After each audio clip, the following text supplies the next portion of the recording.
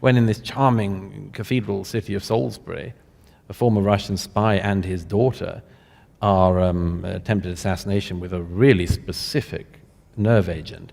People are like, well, it could have been the British government.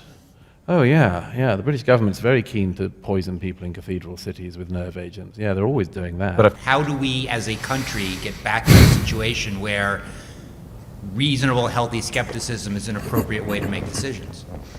Let me give you one example, if I may, which has been much on my mind recently. Russia. Okay.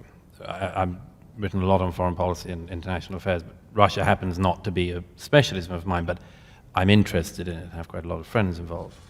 And something remarkable has happened in recent years.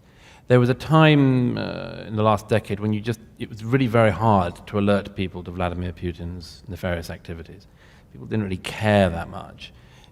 They poisoned somebody on the sushi shop opposite where I was living at the time, but it was like, oh, well, that's the Russians. And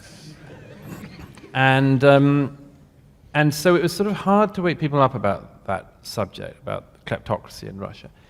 And then we got to this weird stage where absolutely everything that happened that some people didn't like was blamed on Russia. Now it's really hard to persuade people that Russia is doing anything.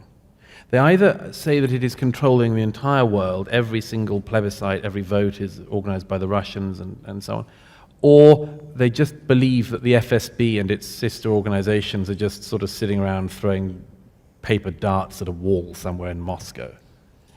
And it's very, very hard to find people in between these two places who are willing to pay any attention to specific things that the Russians are doing and have been doing.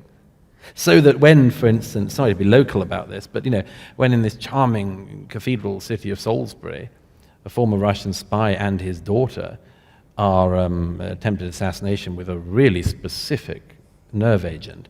People are like, well, it could have been the British government.